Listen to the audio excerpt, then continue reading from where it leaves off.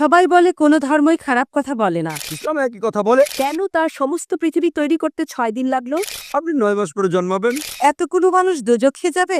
তিনি অবাক হচ্ছেন, এতগুলো মানুষ কিভাবে দোজখে যাবে?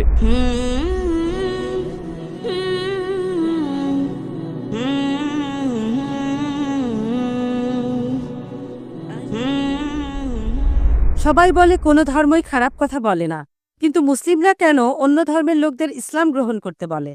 বোন, আপনি বললেন সব ধর্মে ভালো সব কথা থাকে, কিন্তু মুসলিমরা আমাকে ইসলাম গ্রহণ করতে বলে কেন?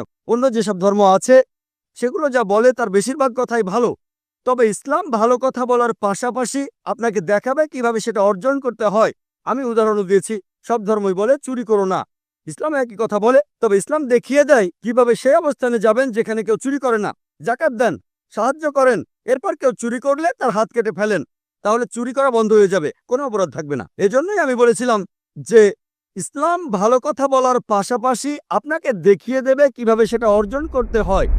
যদি সর্বশক্তিমান আল্লাহ যে কোনো কিছুই তৈরি করতে পারেন, কেন তার সমস্ত পৃথিবী তৈরি করতে 6 দিন লাগলো? বোন প্রশ্ন করলেন যে আল্লাহ যদি যে কোনো কিছু সৃষ্টি করতে পারেন তাহলে কেন 6 দিন সময় নিলেন?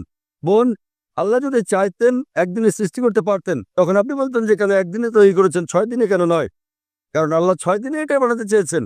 কোরআন বলে যে আল্লাহ যা ইচ্ছে করেন তাই সৃষ্টি করতে পারেন। অনেক আয়াত আছে, আল্লাহ বলেন কোরআনে সূরা আলে ইমরান অধ্যায় 3 আয়াত নম্বর 59, إن مثل عيسى عند الله كمثل آدم خلق من تراب ثم قال له كن فيكون। আল্লাহ আদমকে সৃষ্টি করেছেন যেমন তিনি যীশু খ্রিস্টকে সৃষ্টি করেছেন ধুলো থেকে, তিনি বলেন হও আর তা হয়ে যায়। আল্লাহ যখন কিছু সৃষ্টি করতে চান তিনি বলেন হওয়ার হয়ে যায়, তিনি ইচ্ছে করলেই এটা হয়ে যায়। আল্লাহ যদি ইচ্ছে করেন আপনি 9 মাস পরে জন্মাবেন, তাহলে আপনি 9 মাস পরে জন্ম নেবেন। আল্লাহ যদি চান 1 সেকেন্ডে, তাহলে মাত্র 1 সেকেন্ডেই। তো আল্লাহ চাইলেন যে তিনি কোনো কিছু 6 দিনে সৃষ্টি করবেন, তাই তিনি করলেন। পৃথিবীতে অনেক মানুষ ভুল কাজ করছে, আমার ভাবতে খুব অবাক লাগে। এতগুলো মানুষ দোজখে যাবে?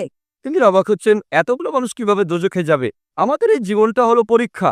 আপনারা যদি ভালো করে দেখেন যে নিচু গ্রেডের পরীক্ষাগুলোতে বেশিরভাগ ছাত্র পাশ করে, তবে উপরের লেভেলে গেলে সেখানে পাশ করাটা কঠিন।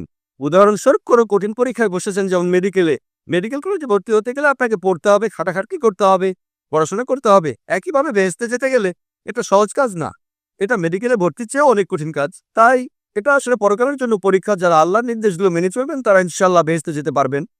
আশা করি মনে উত্তরটা পেয়েছে।